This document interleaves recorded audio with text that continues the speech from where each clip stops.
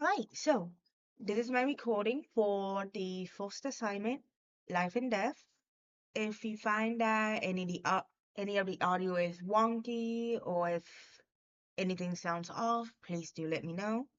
I did do a audio check before this, so hopefully it all sounds all right. And if it just so happens that my accent or my words do not make any sense, please let me know in feedback. And next assignment, I will include subtitles or a script showing what I'm saying at each moment. Now, starting off, we have a little debug area here. I set up 3 different spike traps. The first one is just a base spike trap. It'll do 25% damage at a regular rate. The second one does an instant 200 damage, which should take out the player immediately. And the last spike trap is hidden, but it should be triggered just by stepping on it. So if we start off with the full spike trap, Ow, ow, ow, ow.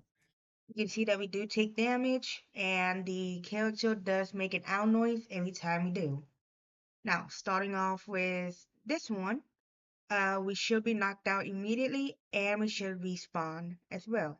So if I go ahead and walk in, Magic.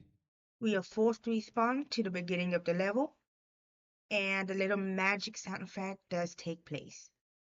And lastly, we have the trigger trap, Click, ow, ow. which I set up the code so that it will go back down after the character has left the area, as to hide the trap once more. Without that code, it would stay up. But as you can Click, see, ow, ow, it works ow. just fine. And it does use the click sound effect. So that's the debug area. Everything is working just fine. I'm going to go ahead and make a cut here to the explanation of the full cell. Alright, so now we have my first gameplay zone. What I did is I set up a small maze. It's admittedly not the best maze. I will likely redo it in a future version of this project once we have checkpoints and everything, so on and so forth. The idea with this maze is that the spikes are used Click, ow, ow. to basically make it Magic. so that some of the paths within the maze are basically all trapped, and the player will have to figure out what is the safest path to take. I have a little NPC here. Her name is Pink, and she is basically our guide. I could not figure out how to do the trigger messages shown in the example video, but for now, this is how I set up the messages. They go away just fine, and the player can see them from whatever end. Now, going through the maze, Click, ow. if we Click, go the ow. wrong path, like I said, you'll get hit with spikes. So I'll go ahead and start off with the right path, which should take us down this way. The traps are set up all over, so the player has to take a very specific path in order to go through without taking damage. That is zone 1. As you can see, I have the 4 by 10 outline down here, and we all on a medium-sized island. I just stretched it out a little bit so that the maze and everything would fit. And from there, at the end of the island, we go straight Click, into ow. zone 2. Oh, well, that's something I have to fix. But yes, we go over to zone 2. I'm going to make another cut here and then make the recording for the second zone. Alright, now we come to my second zone. Admittedly, this one is a little overcomplicated. I'm not sure why I made it this way, but I did, and honestly, I do kind of enjoy it. This idea is that this zone is cut up into 3 different areas. In each area, the player has to solve a riddle in order to figure out which door they can go through without immediately dying. Out here, Pink is here once more, and she gives an explanation that we have logic puzzles coming up. We have to flip this lever to the door that we believe is safe, but choosing the wrong one will kill us. And yeah, that's my 4 by 10 outline over there. I will be removing that, but it's so that I can ensure that each zone is the correct size. This zone, once again, is on a medium-sized floating island. There is a small floating island also attached, which was meant to make sure there wouldn't be any holes underneath the zone. Now, starting off in the first area, we have pink here once more, which explains to us that red will always lie to us, blue will tell us the truth, but they both want to see us fail. So knowing that, we know that whatever red tells us will be false, and whatever blue tells us will be correct. However, because we know that both of us want to see us fail, they want to send us through the door that will immediately kill us. So in this case, red says that blue will pick the left door, and blue says that red will pick the right door. Going along with the usual logic, we would know that they are telling us to go through the right door here. And if we do, the levels will activate, the doors will Click, roll. click, magic. But how I set up is so that the instant death comes from a spike trap. There is a spike trap on the other side of the door, which will immediately take out the player. I also did a little splash screen there of red to show the player that they were killed instantly. So for this first part, we actually want to go through the left door since we know that both of the folks over there want to see us fail. We come over to zone number 2, well, area number 2 of zone 2. Pink is here to explain to us to choose the door of the person telling the truth, with their alignment having to do with which door belongs to them. So yellow's door will be that one, blue will be in the middle, and red will be all the way over here. Now, talking to these guys, blue always tells. Right, so this is area 2. I apologize for the cut, but unfortunately there was an audio mishap. So with this logic, this riddle I should say, yellow tells us that both blue and red are liars. Blue tells us that both red and yellow are liars. Red tells us that blue always tells the truth, but yellow is a liar. If you were to follow the train of logic, following who is telling the truth and who is lying, you eventually find that yellow is the person telling the truth, despite what both blue and red say. Because of this, we know that we want to go through yellow's door. As you can see, we can survive going through. Now, there is a small issue where if the player goes near one of the other Click, click, doors, they do get killed. magic.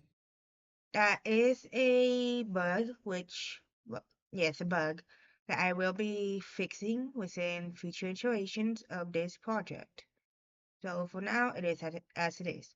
I also have to figure out how to make the levels go back down, well, go back up once the player goes through. Likely, I'll make an extra trigger that will sense when the player comes through and will reset the level. Or leave, or however you like to say it. We are now in area 3 of zone 2, and this last logic puzzle is likely going to be changed because I can see some players having issues with it, but I'll try and explain it the best way possible. Orange here, this is orange. Red may lie, but blue speaks the truth. Yellow and blue seek to deceive. Orange and red are both horrible liars. Red has fallen into a pit of deception, but blue stays on the path of truth.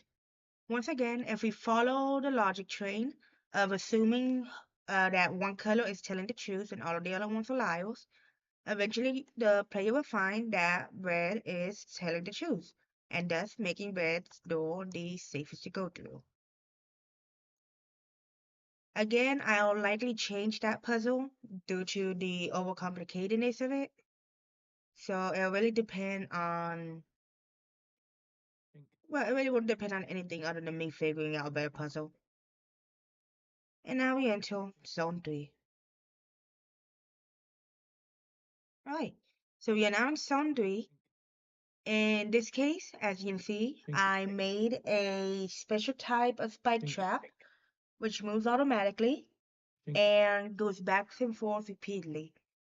These spike traps do a normal amount of damage, but they have a higher attack rate than the spike traps of the Think. fourth zone. So Ow. as you can Think. see, they do a lot of damage quite quickly. Magic. So that is, something there. Click. I'm gonna make a cut for when I get back to the area. Right, we starting the recording. I went ahead and moved player start to zone 3 temporarily so I can go ahead and show everything off. But yeah, like I said, these spikes Think. will continue to move. They don't have Think. any sound effects or anything for now. Think. Ow. Ow. So I'll go ahead and Think. just rush through. I left a little area here so I can just Think. jump over. I will. Think. Something I was interested in doing was making this whole Think. zone a no jump zone and changing the player's Think. control so they cannot jump while healed. Think. I had to make sure that's both Think. allowed and will work. Think. So now we come to the second area of zone 3. Think. And with these, we have these giant spikes Think. flying at us. And we just have to make our way through Think. the hall without getting hit. Think. Those spikes do a little bit extra damage, but Think. they don't insta-kill the player in order to make it Think. easier for them to get through here. And as I'm sure you Think. can hear, these spikes do use the Think. shinks as a sort of input Think. saying that, hey, here comes the spikes. Think. So we have this first one, and then we Think. have a second one this way. So it's a Think. small zone where they had to avoid both of these spikes. Think. I went ahead and kept it simple for now. Think. That's what it's gonna be. Now this Think. last zone is really why I want to add the no jump Think. rule. As you can see, I added spikes as a burial. Think. But though these are just base spikes, Think. they do normal amounts of damage. But the top spikes are meant to help keep the player from just jumping over all the paths and everything they set up. Think. We go through just fine. Think. Ow. Well, as you can see, these spikes do damage. Think. Can't believe I'm bad at my own level. How wonderful. But yes, we turn into heal. This is a very simple follow the path. The planks may be shrunk in a future iteration of this level, but it's just meant to be a fun little keep the balance game and try not to fall. Like I said, the spikes above to keep players from just jumping around. If possible, I do want to take away the player's ability to jump for both this zone and likely for zone 1. But yes. So we get through without dying, and finally we see Pink once more, who congratulates us and asks us if we're ready for our next adventure. In the future, I will also be adding a splash screen so that the player will have a little "you win." I unfortunately ran out of time, but this is the best I can do for now. And that is my level. I went ahead and made sure that I have different types of spikes, everything works correctly, all of the sound effects have been used, and I hope this suffices. I would enjoy some feedback and opinions, but it's all up to you. Thank you for watching this video, and I hope you have a good day.